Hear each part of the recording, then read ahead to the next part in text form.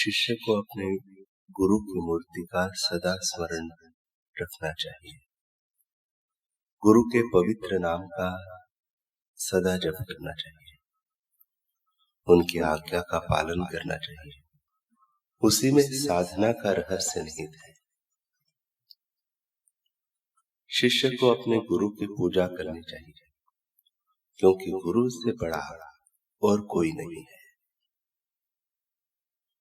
गुरु के चरणामृत से संसार सागर सूख जाता है और मनुष्य आवश्यक आत्म संपत्ति प्राप्त कर सकता है।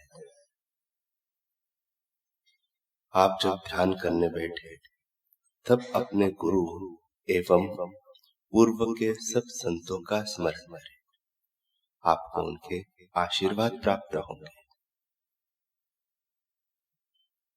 शांति का मार्ग दिखाने के लिए गुरु अनिवार्य है। जिस प्रकार मधुमक्खियां सैकड़ों हजारों फूलों से मकरंद चूस कर लाती है और उसे अपने छत्ते में कई दिनों तक संजो कर उससे शहद बनाती है, फिर उसका रसास्वाद करती है, ठीक उसी तरह सद्गुरु एवं उनके द्वारा निर्दिष्ट सत्शास्त्रों के अमृत वचनों को अपने हृदय में संजोने वाला और उनका मनन कर उन्हें शहद की तरह गाढ़ा बनाने वाला समझदार साधक इस भगवतीय खजाने के द्वारा गुरु अमृत का रस स्वादन कर आत्म उन्नति के रास्ते पर आगे बढ़ता है। एक कुशल कारीगर पत्थर की शिला में से अनावश्यक भाग निकालकर फेंकता है, तब उस उबड़ खाबड़ पत्थर में से सुंदर भगवत मूर्ति साकार होती है।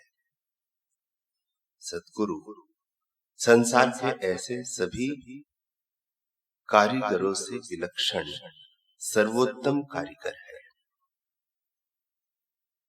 परिच्छिन्नता के महारोग से ग्रस्त, दुर्गुण दुराचार में व्यस्त और चिंता तनाव से त्रस्त आज का मानव जब उनसे श्रद्धा रूपी सूत्र से जुड़ जाता है, तब वे उनके मन के सभी दुर्गुणों को निकाल फेंकते हैं और प्रदीर्घ काल तक बड़े धैर्य से उसकी खड़ाई कर दीनहीन बन बैठे एक नगर में से सर्व समर्थ नारायण का प्राकट्य करा देते हैं।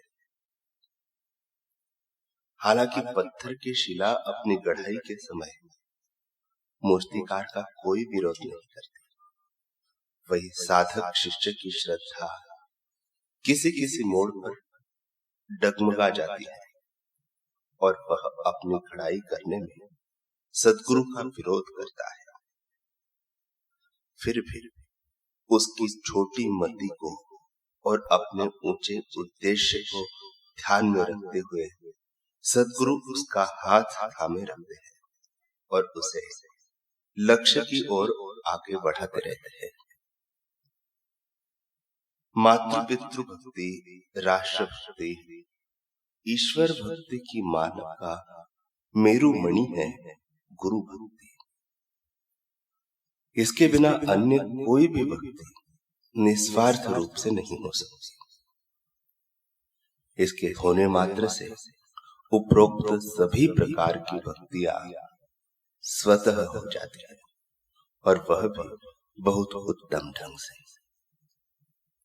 स्वामी शिवानंद जी ने भी कहा है, कर्मयोग, भक्ति योग, हठ योग, राजयोग और सब योगों की नींव गुरु भक्ति योग है। जो शिष्य गुरु आज्ञा को अपने आचरण में उतार लेता है, उसका जीवन महक उठता है। शिष्य के लिए तो सद्गुरु एक चेतन ग्रंथ है। आत्म तीर्थ में पहुंचकर जीवन सफल बनाने की अभिलाषा रखने वाले साधक के लिए सद्गुरु ही सही मायने में साकार तीर्थ है। सद्गुरु के प्राण शिष्यों में और शिष्यों के प्राण सद्गुरु में बसते हैं, ऐसा उपनिषदों में कहा गया है। मन रूपी पौधे की जड़ जगत की मिट्टी में जम गई है, इसे गुरु के आंगन में रोप दो। इसमें गुरु कृपा के कैसे सुरभित रंग बिरंगे सुंदर सुंदर फूल खिल उठते हैं और अमृत से भी मधुर गुरु ज्ञान के फल लग जाते हैं। जैसे जैसे शिष्य का शिष्यत्व निखरता जाता है, वैसे वैसे गुरु भक्ति योग के मार्ग पर उसकी यात्रा अधिकाधिक रसमय हो जाती है। शिष्य की आंतरिक पुकार इतनी बढ़ जाती है कि सद्गुरु रूपी विश्व व्यापक चुंबक का सूक्ष्म चुंबकीय क्षेत्र शिष्य की अंतर चेतना को अतुलित सात्विक ऊर्जा, अद्भुत शक्ति, विलक्षण ओज, तेज और दिव्य प्रेरणाएं प्रदान करता है। हर जगह, हर परिस्थिति में शिष्य गुरु कृपा के दर्शन करने लगता है और जीवन से ऊब चुके, क्षण क्षण फरियाद करने वाले लोग भी उस सानिध्य का लाभ पाकर अपनी दुरावस्था से ऊपर उठने लगते हैं।